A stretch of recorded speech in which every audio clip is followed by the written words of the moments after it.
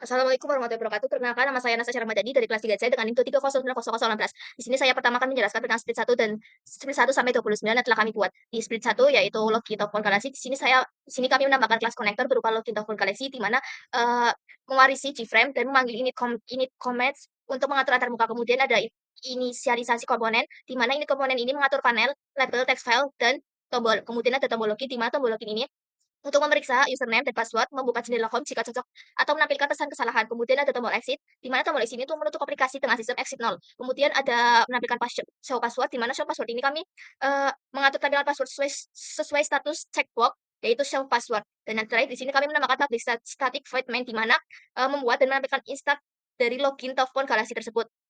Yang kedua, ada split home, di mana split home ini kami menambahkan konektor kelas berupa menerima parameter parameter nama, email pengguna untuk menyimpan informasi pengguna serta membuat istak kelas profil untuk menampilkan data pengguna. Kemudian ada inisialisasi komponen di mana metode ini metode comments ini menginisialisasi semua komponen GUI yaitu panel, tombol, dan label. Kemudian ada menu utama. Di menu utama ini antarmuka memiliki tombol seperti kasir, off, home, profil, dan logout.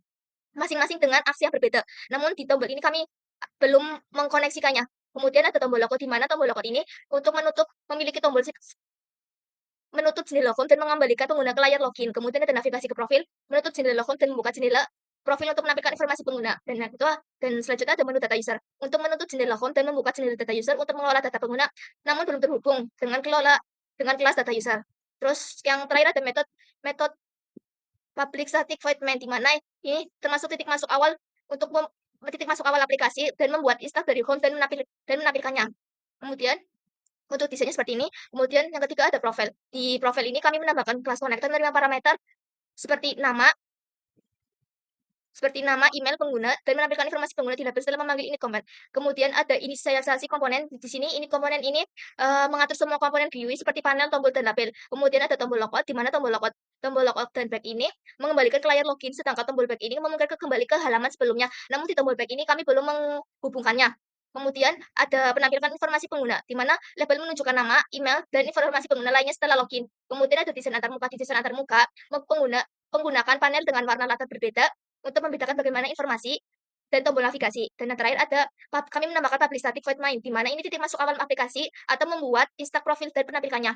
Kemudian yang keempat ada data user, di mana data user ini kami menambahkan konstruktur kelas, menginisialisasi GUI, dan membuat data pengguna ke tabel. Kemudian memuat data pengguna, metode PP ini kami mengambil data dari database dan menambahkannya ke tabel. Kemudian ada menambah data, di sini kami bisa menambahkan pengguna baru ke database dan memperbarui tabel. Kemudian ada untuk bisa mengedit, di mana mengedit ini dapat menghapus data pengguna.